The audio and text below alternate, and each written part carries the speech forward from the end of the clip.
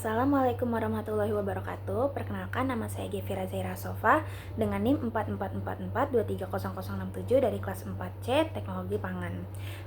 Pada kali ini saya akan menjelaskan sedikit tentang analisis vitamin A dengan metode spektrofotometri dalam rangka untuk memenuhi tugas mata kuliah analisis pangan serta pengaplikasiannya di kehidupan sehari-hari.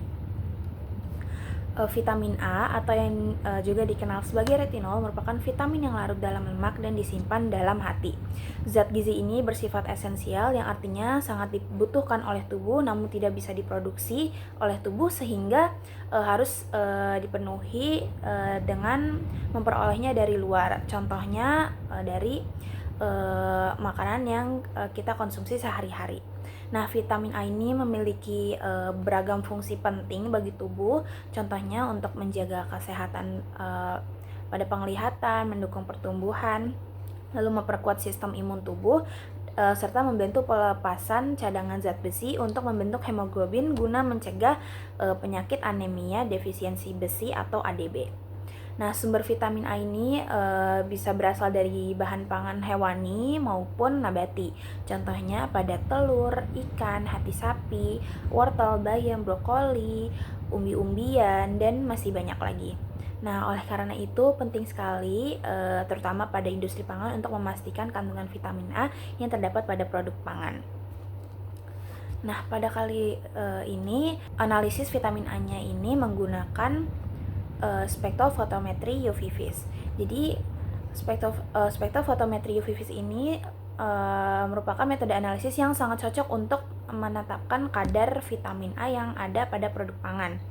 Di mana spektrofotometri UV vis ini bekerja dengan berdasarkan pada absorpsi cahaya pada panjang gelombang tertentu dari suatu sampel yang dianalisis. Nah, pada uji vitamin A ini, panjang gelombang yang digunakan itu berkisar di antara 325 hingga 620 nanometer. Lalu terdapat beberapa prosedur umum yang harus dilakukan. Yang pertama adalah ekstraksi sampel, di mana sampel yang akan diuji ini akan diekstraksi menggunakan pelarut organik yang bersifat nonpolar, contohnya seperti N-heksana, aseton, ataupun etanol. Kemudian si ekstraksi dengan pelarutnya ini akan dikocok hingga terpisah menjadi dua fase, yaitu fase bagian atas dan fase bagian bawah. Kemudian ada pembuatan kurva kalibrasi. Nah, pada pembuatan kurva kalibrasi akan dibuat dahulu larutan baku atau larutan standar vitamin A yang dibuat dalam konsentrasi bertingkat dengan campuran pelarut N-heksana. Kemudian si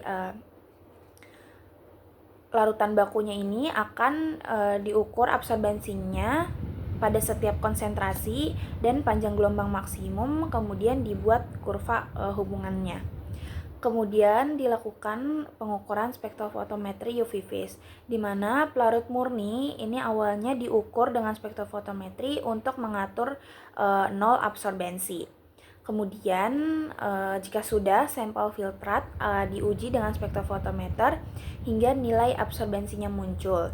Kemudian umumnya dilakukan secara duplo ataupun triplo untuk mendapatkan hasil yang lebih akurat. Terdapat beberapa juga faktor yang mempengaruhi dari hasil kadar vitamin A menggunakan metode spektrofotometri. Yang pertama dari stabilitas vitamin A sendiri. Nah, vitamin A ini sendiri bersifat sensitif baik terhadap cahaya, panas maupun oksigen, sehingga dalam proses penganalisaannya dapat saja mempengaruhi hasil absorbensi jika terpapar oleh panas ataupun cahaya.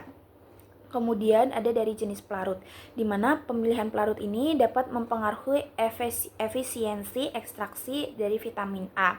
Nah, pelarut yang sesuai ini akan menghasilkan nilai absorbensi yang lebih tinggi dan juga lebih akurat. Selanjutnya ada kurva kalibrasi. Nah, kurva kalibrasi ini sangat penting karena tingkat pengukuran ini sangat bergantung pada titik kurva dan ketepatan nilai persamaan regresi yang dihasilkan. Jika kurvanya itu tidak linear, maka dapat menyebabkan kesalahan perhitungan dari kadar vitamin A. Kemudian pada metode ini juga terdapat beberapa kelebihan dan kekurangan. Kelebihannya yang pertama yaitu cepat, karena pengujian menggunakan spektrofotometri ini bisa berlangsung hanya dalam beberapa detik saja. Kemudian hasil yang muncul juga lebih akurat dan sensitif. Dan metode ini cocok digunakan untuk menentukan atau menetapkan kadar dari vitamin A dalam bahan pangan. Selanjutnya ada kekurangannya juga, di mana pada metode spektrofotometri ini bisa saja terjadi interferensi warna, di mana warna lain yang tidak seharusnya terukur bisa saja ikut terukur dan mengganggu dari pembacaan dari spektrofotometernya. Kemudian pada metode ini juga menggunakan pelarut organik yang khusus dan tidak bisa sembarangan, dan identifikasinya yang kurang spesifik. Selanjutnya ada aplikasi di dunia nyata. Aplikasinya ini sebenarnya sangat banyak dan luas, namun di sini saya akan menggolongkannya menjadi 3 saja. Yang pertama dari industri pangan. Pada industri pangan ini penentuan kadar vitamin A penting untuk mengontrol kualitas fortifikasi agar bisa sesuai dengan standar. Contoh produknya ini bisa dari minyak, sereal, margarin maupun biskuit anak. Lalu bisa juga digunakan untuk mengembangkan produk pangan menjadi pangan fungsional. Selanjutnya ada dari industri farmasi, di mana kadar vitamin A yang terdapat pada tablet, kapsul, ataupun multivitamin itu harus sesuai dengan label yang tertera dan aman dikonsumsi untuk mencegah terjadinya overdosis bagi orang-orang yang mengonsumsinya.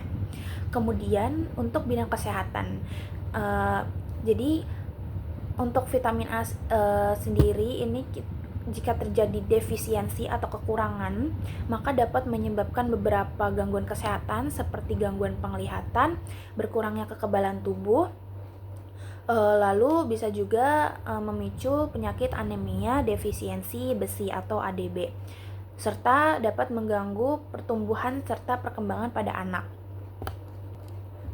Dari materi yang sudah saya paparkan sebelumnya, maka didapatkan beberapa kesimpulan. Yang pertama, metode spektrofotometri dalam menentukan kadar vitamin A merupakan metode yang cepat, akurat, dan cocok.